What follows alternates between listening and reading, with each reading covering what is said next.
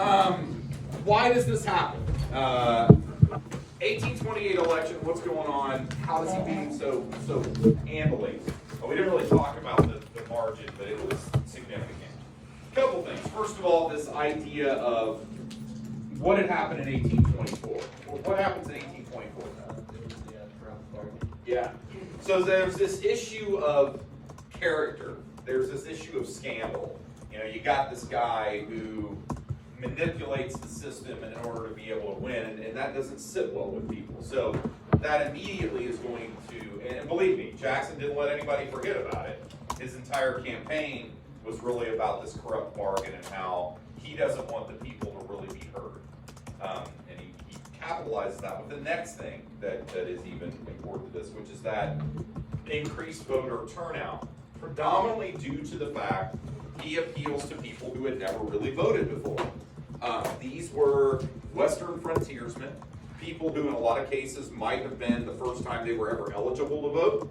Remember, we start getting to the point where we relinquish the landowner tag to be able to vote, and so what they do is they start allowing people to pay taxes to vote.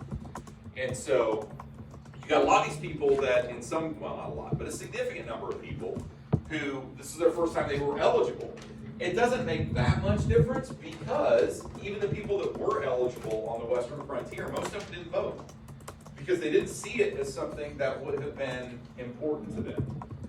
The people they would have been voting for were guys, you know, East Coast elites wearing powdered wigs that had nothing to do with them, and no matter which one they voted for, it didn't make any difference. They weren't going to do anything for my life. They weren't going to. They're going to deal with Eastern political policy. They're not going to deal with what we're doing out here in the West. I don't trust them. I don't like them. I mean, think about the experience these Westerners, rural people on the outside have had to this point. When we talk about Shays Rebellion, Whiskey Rebellion, they're just going to implement whatever they want. They're not going to pay any attention to us, and it doesn't matter which one I vote for. It doesn't make any difference. So this is kind of the mentality of where people are. What Jackson does is gets those people involved by saying, remember, I'm just like you, okay? That communication aspect. You know, I lived on the frontier. I'm from here. I'll defend you. You know, you no longer have to settle for voting, not voting, or voting for somebody who doesn't represent you in any way. That's what I'm here for, okay? And we talked about how that changes the political landscape forever. How now suddenly everything maneuvers and changes and shifts because Jackson makes this appeal to the common man, right? I'm just like you, coffee table politics, you know, it changes things, so talk about that a little bit too. Then also this idea of kind of communication, the way he communicates to people, the things that he says to get these rural Western voters to come out. And it's just this constant movement of they're trying to cheat you, they're stealing this from you, they don't care what you have to say, I'm the only guy who's going to stand up for you. That constant stuff that literally up until 3 days ago, if you turn on the TV, every commercial that came up said exactly the same thing. Just plug in whichever politician was in there. I'm the one that's like you. I understand what it's like to not be able to buy groceries. Okay, I understand what it's like to be hit by inflation. These are the things that are important. The things that are important to you are important to me. Jackson changes all of that. That never existed before Jackson. Questions about any of that? So it's basically like creating modern day politics. Yeah. That communication of and appealing to the common man, right? None of these guys are like you, okay? That they're just not. I mean, you may be able to find somebody in a house race somewhere who can kind of make that appeal to a certain extent. But realistically, when you're talking about, you know, most national political people, they've not lived the same type of life you've lived, and certainly not presidents. You don't stand a chance of even being able to run for the presidency unless you're a millionaire. You just don't. And the political parties, have their, war chests that do this. You don't spend this money out of pocket. But you look at every president that we've had, from Joe Biden down to, you pick one, you pick wherever it's at. These were all wealthy individuals. They were all people who did well. Jackson owned slaves on a plantation in Tennessee. Okay, he appeals to the common guy, just like you. I lived on the frontier. Well, he's not exactly lying, but come on, he's not sitting around the table wondering how he's going to buy groceries, right? He's not worried about losing his job. He's not. So realistically, this mentality is different.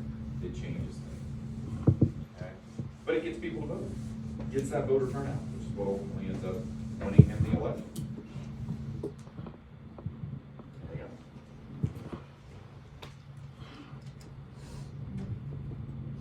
Two ways to win an election. You can flip a voter, or you can bring in new ones. So flipping a voter is tough, because I've got to convince you that the people you used to like, you don't like anymore, and now you like me instead. That's a lot of steps, right? Getting somebody to vote who never did before, all I gotta do is get you there. Like me and get you there. That's all you gotta do. He takes option B and puts it on steroids. Okay? Even before steroids. Read me two.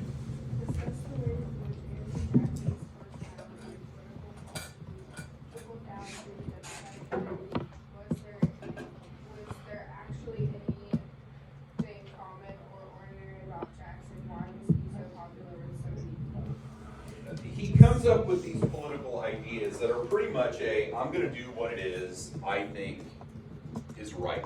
And if you don't like it, I don't really care. Okay? And that starts to trickle down through Democratic politics pretty quickly.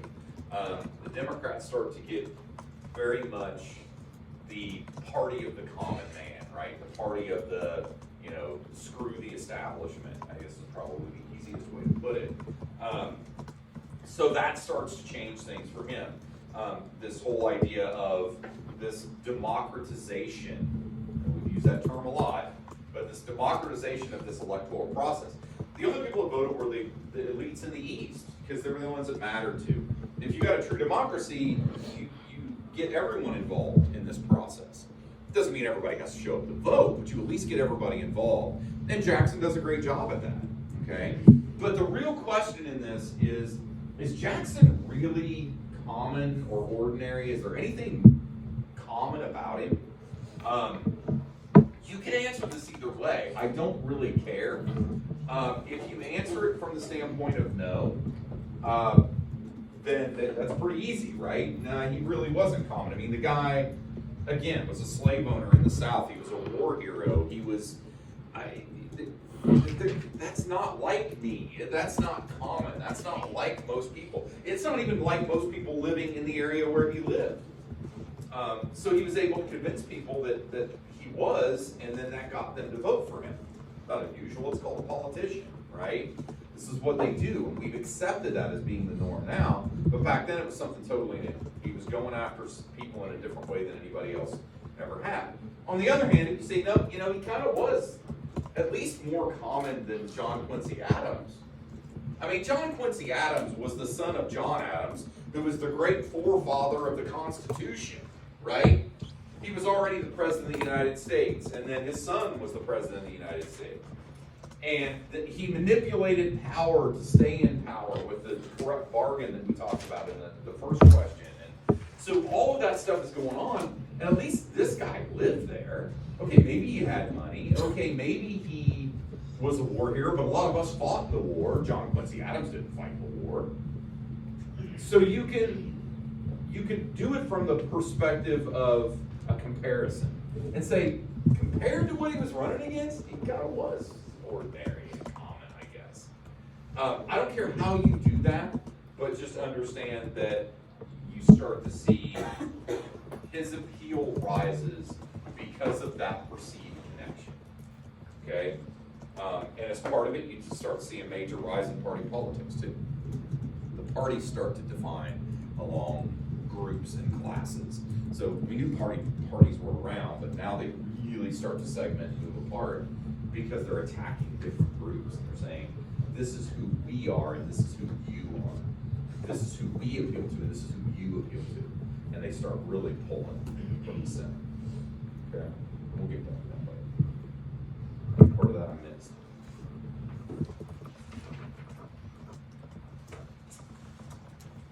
Yes. No. Give me the next one. Describe Andrew Jackson's response to the Indian province during his presidency. How did his policies provide their continuing federal policies for Native Americans? How did Native Americans respond to Jackson's actions?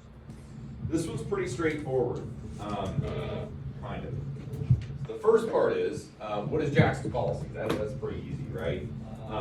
Go ahead. The policy was, like the three choices you said, it was, three choices were become American, talk about culture, agreeing to come to separate little American territories, or, treat us that. Yeah, okay.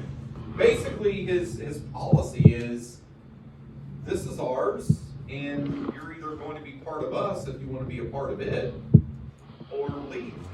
And if you cause us problems, we'll do what we do to anybody that causes us problems. We'll get rid of you. We are not really going to recognize you within the current borders of the eastern United States as being your own nation. We're just not going to do it. So you know what his policies are. Now, the second part, which gets a lot more detailed, and you definitely need to kind of talk about what his policies are, so go into that a little bit. But then the second part of this goes into, do these revise or do they totally change policy on Native Americans? And this is one of those you can kind of go either way with on this too, because we've had a lot of different policies, okay, in the United States. Remember we talked about first colonies, okay? What did we generally do in the first colonies when we came into contact with Native Americans? Well, we kind of like the If it wasn't for them, we would have been in a lot of trouble. But once we got established, we generally just would move into the territory. And if they came back and said, wait a minute, this is our land, we'd say, no, not anymore. Okay? So what do we do? We just pushed them off the land. We just had fewer people and fewer resources to do it on a large scale. They'd say, oh, okay, then that was the policy. So Jackson's just extending it, right? But then wait a minute, there was Pennsylvania. How was Pennsylvania different? Yes, right? They would compensate them for land. They would treat them fairly. They would, all of those, this was, hey, it's your land. We're the ones that want it. Let's figure out a way that we can come to an agreement. It was no different than dealing with your neighbor. So that's totally different than it was in areas of colonial America where it was just, you're an impediment that's in our way. So you've got these varying policies that are moving around all over the place. But there was a consistency, and the consistency was, we will carve out areas for you, we won't mess with you, we'll leave it at best until we want it. When we find some reason why we want it, now all of a sudden it's, well, it's American land. We own everything to the Mississippi River, we own everything, in the Louisiana Purchase, whatever. We'll just, until we want it. When we want it, then we'll revise the policy and change it and move you out or do something else with you for the greater good of the nation. So I don't care whether you talk about whether this is a revision or whether you say, no, it's not a revision, it's a complete revamp, because now we're just not dealing with them at all. You decide kind of what direction you want to go with that. And for the last part of it, which is what was a native response, that gets really simple. There was no good way to deal with this. Some of them fought back. If they did, for the most part, they didn't really last long. Some of them assimilated, and some of them moved west. But when you look at the position that they were in, and really their choices are narrowed to about nothing, and none of them are positive. Because either A, I want to keep my culture, and the only way to do that is to move west, go on what we know of now as the Trail of Tears, and try to do whatever I can in an area I know nothing of. In the process, leaving my ancestral burial grounds, all the things that we built, everything we know, how to hunt, how to fish, all this is going to go away. We're moving to a new area where none of this is going to apply anymore. Okay? So either I keep my culture by moving away from everything I do culturally, or I totally give up my culture and become American. Neither one of those two is a positive scenario. So obviously this was not something that was welcomed by any of them. Even the ones that chose to assimilate hated the fact that they had to do it. They just figured that was what they had to do. So there you go.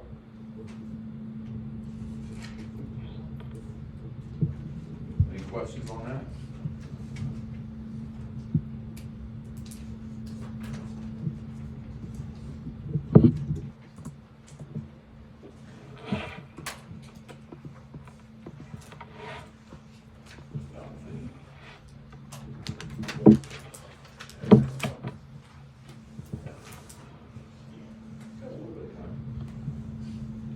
Yeah, it's fair by the time.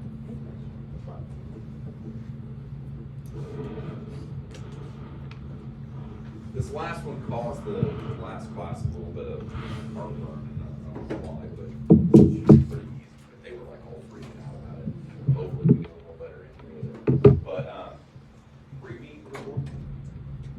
While a volatile economy buffeted the nation in the 1830s, some Americans looked to reform the nation. Discuss the objectives and strategies of two reform movements. What was the relationship of these reform movements to larger political and economical trends in the 1830s?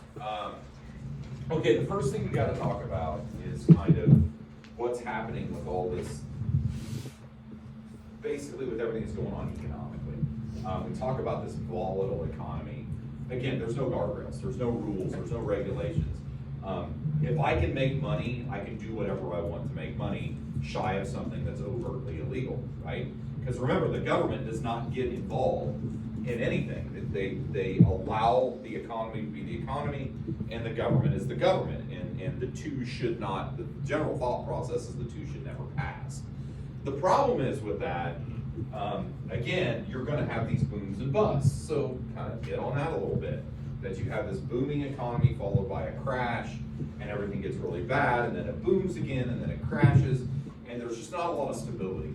Okay, you've got this really volatile situation without much stability, and nobody really knows what to expect next. So now we got to talk about some of these reform movements and how they fit in with this. So the first one is this kind of general overall idea of the Second Great Awakening we talked about before, and this is that movement to get people back to religion, to get back to moral character, to get back to church, to get people right. This fits perfectly with this volatile economy. What you have to understand is that when people don't know what to expect next, and there is no real explanation, they tend to go to religion, okay? And it doesn't matter whether you sit in here right now and you're a very religious person or you're not a religious person. The reality is that what religion does for us is it explains things that we can't explain ourselves. It gives us faith in something bigger that is going to help us get through the things that we need to, okay? That's the basis of every religion. I don't care if it's Christianity or Hinduism or Buddhism or Muslim. It doesn't matter. All religions basically, I mean, think about it. What do we say all the time? You know, Jesus, take the wheel, right? I can't control this. If it's too much, God will never give you more than you can handle. All of these things we talk about all the time, they're all ways to provide comfort in situations where you can't control it. There's nothing worse than not being able to control the economy, which means there's a reason for you to get back to religion, to say, there's a reason for all of this, you know, there's the eternal life, there's all these other things that will allow me to have this calm, this capability, not only here, but later, I'll have this calm and I'll be okay. So this does really appeals to people in an economic situation like that. So Second Great Awakening is one of them. Remember, you got hit two. Temperance movement is another. What was temperance movement again? I'm stupid, I forget stuff. Yeah, especially women's movements were very in favor of banning the use, consumption, production of alcohol in the United States. So how does that connect to this volatile economy? Yeah. Don't the two movements kind of like get handed in because wasn't that another? Part vice, yeah. But they're still two separate. There were people who were involved in the Second Great Awakening who weren't necessarily in favor of temperance. And there were people who were involved in temperance that weren't necessarily involved in the Second Great Awakening. They're tied. The key is how they tie to the economy. Yeah. Mostly men would go and spend all their money on alcohol and not be able to put food on the table. And they come home, meet their wives, and do all this other stuff. You also have the crime issue, remember? Which is, hey, most crime is committed when people are under the influence of alcohol or drugs. If we get rid of these drugs, if we get rid of this alcohol, then guess what? Crime will go down. Okay? Here's the reality. Why do people, this is such a loaded question. Why do people typically commit crime? It's not going to get where I want to Sometimes there's really no reason. I like the. I was about to say because they're bored, but that sounds bad. Like, Yeah, they and do it just to do it. Sometimes. Let me ask you this. Think of it this way. You said desperation. Are crime rates higher in affluent neighborhoods than they are in impoverished inner cities? No. No. Why do you think that is? Yeah, they have all the money. If I've got all the stuff I need, if I'm comfortable, and I've got a lot to lose, why would I take that chance, right? On the other hand, exactly, and usually that's economic, okay? And whether it's something to lose from the standpoint of, okay, I've got what I need, but I want more, and let's just say I get caught and I go to prison, okay, all right? I don't want to get caught and go to prison. I get caught and go to prison, I lose my career. This is a problem, right? The odds that I'm going to be committing crime are significantly less than somebody who really doesn't have much to lose and has the potential of a whole lot to gain. So economy, if you've got an economy that's fluctuating and you can't rely on it, you don't know where the next meal's coming from, and then maybe you're doing really well and 2 weeks later you can't buy food, you're going to create a situation where crime is going to increase. Alcoholism is going to increase. People escaping the reality of where they are. So the temperance movement ties in with this pretty significantly. Okay? If you were to solve the economic issues, you probably would solve some of the alcohol issues. You probably would solve some of the crime issues. You start to get where we're at with that. So that's how temperance ties in. Abolitionism. Abolitionism is tougher to tie to the economy unless you get really deep into kind of global perspective, but it's still obviously tied to economy. There are a lot of people who want to, especially in the North, get rid of this concept of slavery, right? Get rid of it in the United States. Some of it is moral, some of it is ethical, some of it is economic. We've got these great fluctuations because, let's face it, you're basing your entire economy on cash crops. And you're using slave labor to get them. If those market levels on those cash crops changes, the entire economic system of the United States shifts. Get rid of slavery, get to a good baseline where you can create something that isn't so volatile, you can solve some of these problems. Again, tied to the economy. All right? So that was a little tougher to get to the economy, but it's still a great movement to talk about where we are. And then we talked about other kind of larger societal reforms. Think about the child labor, okay? Think about workplace safety. Those are all things that come up, and they're kind of larger societal reforms. But again, both of those are tied to economics in a ton of ways. Whether you have these we'll call them industrialists, even though at this point they're not really industrialists yet. But you have these large business owners that can abuse the labor of children and of people in their factories and exploit it because there really is there's no guardrails and there's no rules, and all I need to do is worry about. And from a business perspective, I gotta make my money now. If I don't make my money now, and the next big downturn we have, I could lose everything. I've got to make enough now to deal with what's over here, but in making that now, I'm kind of creating what's going to happen over here. So those are all kind of tied to that too. A lot of these reforms there. Remember, for this, all you got to do is pick two. pick any two of these reforms you want, or any of the others, because there are others that the book talks about. There, I'm probably sure there's one we brought up. Pick two and kind of compare them and talk about how these reforms kind of tie into the greater economic thing that's going on in the United States at the time. You talk about how the slavery actually like the South economy, which actually the economy. In the north, yeah, but remember, when you've got that much money moving, Yeah. it's gonna create those big ups and downs. So that's the key. That's a tough one to talk about economics, because it really gets harder, but it's still a viable movement to be able to talk about, yes. All good? All right, I know I am ridiculously happy. Yep. Third period does that have their test, or we can have ours? Nope. Okay. Yep, guys, if something happens, the third period does not have the test because of the veterans program or anything else, we won't take ours either. We'll just bump everybody back to Monday and you guys will have a study day. Please do not bank on that because I know how that gets. If you bank on that and don't listen to what I'm saying to you and you come running in here and say, oh my God, I didn't realize we were having this test and now I've got to print off my essays and I didn't get this and I got to do it. Okay, they're late. You are prepared for the test tomorrow. If something happens and you don't have your stuff, it's no different than any other test.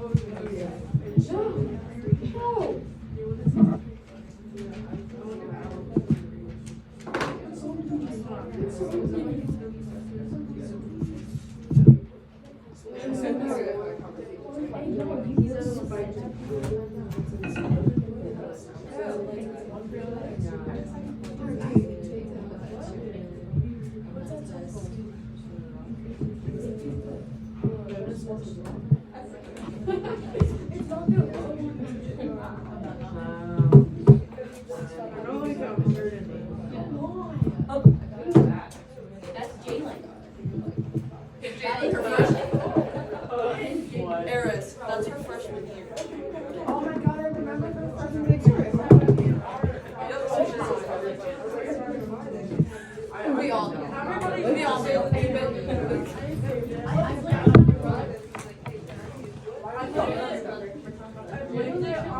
I said it was your brother. I knew like Jalen always said, I hate you. Jalen would bring up a topic about how much he hates guys every time.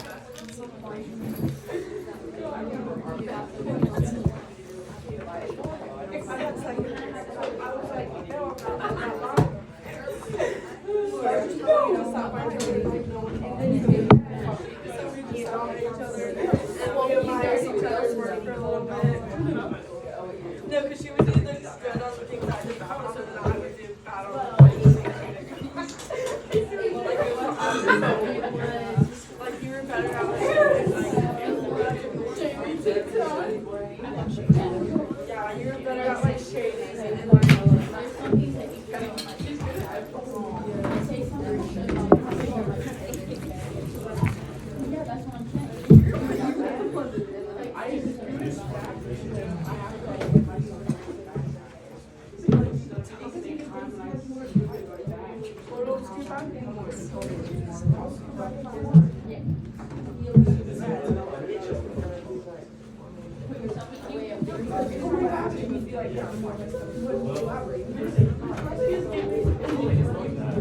Yeah.